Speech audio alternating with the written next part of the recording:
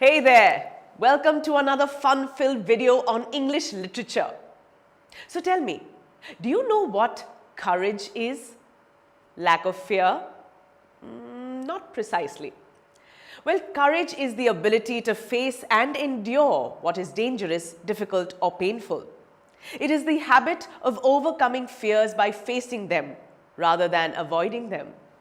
Do you agree? Now, you must have come across many students of your age who come from different backgrounds. But coming from a different background doesn't make someone different. Every student deserves the same kind of treatment. However, many a times, we come across cases where a single student is marginalized, or you may say sidelined, owing to many factors. Is this the right thing to do? Not at all. And why am I telling you this? That's because the story we shall read today revolves around similar circumstances. 100 Dresses Part 1 by L. Sore Esther. Today, Monday, Wanda Petronsky was not in her seat. But nobody, not even Peggy and Madeline, the girls who started all the fun, noticed her absence. Usually, Wanda sat in the seat next to the last seat in the last row in room 13. She sat in the corner of the room where the rough boys who did not make good marks sat. The corner of the room where there was most scuffling of feet, most roars of laughter when anything funny was said, and most mud and dirt on the floor. Wanda did not sit there because she was rough and noisy. On the contrary, she was very quiet and rarely said anything at all. And nobody had ever heard her laugh out loud. Sometimes she twisted her mouth into a crooked sort of smile, but that was all. Nobody knew exactly why Wanda sat in that seat unless it was because she came all the way from Boggins Heights and her feet were usually caked with dry mud. But no one really thought much about Wanda Petronsky once she sat in the corner of the room. The time when they thought about Wanda was outside of school hours, at noontime when they were coming back to school, or in the morning early before school began, when groups of 2 or 3 or even more would be talking and laughing on their way to the schoolyard.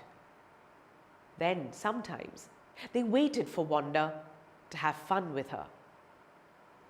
The next day, Tuesday, Wanda was not in school either, and nobody noticed her absence again. But on Wednesday, Peggy and Maddie, who sat down front with other children who got good marks and who didn't track in a whole lot of mud, did notice that Wanda wasn't there. Peggy was the most popular girl in school. She was pretty, she had many pretty clothes, and her hair was curly. Maddie was her closest friend. The reason Peggy and Maddie noticed Wanda's absence was because Wanda had made them late to school.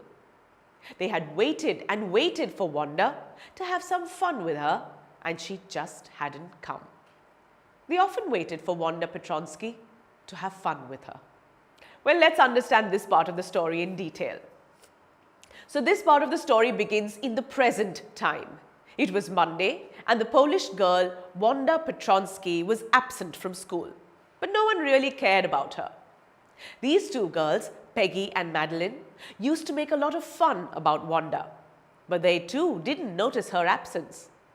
These students belonged to room 13, and Wanda sat in the seat next to the last seat in the last row where the rough boys who did not make good marks sat. No, Wanda did not sit there because she was rough and noisy.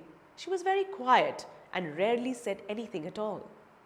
The other students thought that Wanda sat in that seat because she was from the Boggins Heights and her feet were usually caked with dry mud. The students thought of Wanda only outside the school hours. They waited for her while she was going to or coming from the home. They waited for her in order to make fun of her. As I mentioned earlier, Peggy and Maddie often made fun of her. You see, Peggy was the most popular girl in school. She was pretty and had curly hair. Moreover, she belonged to a well-to-do family. She had many pretty clothes, and Maddie was Peggy's closest friend. The following day also, Wanda remained absent from school, and nobody noticed her absence again. But on the third day, that is Wednesday, Peggy and Maddie noticed that Wanda wasn't there. Peggy and Maddie noticed her absence because she had made them late to school. How? Well, you see, the two girls waited for Wanda so that they could have some fun with her. But obviously, Wanda didn't turn up. Well, why do you think Wanda has been absent for so many days? Was she sick? Or there's some other reason? Well, we shall read further and find out. But we will continue with the story in the next video. So, see you on the other side. TutorMate. For more amazing video lectures, download the free app on the Apple App Store or Google Play Store.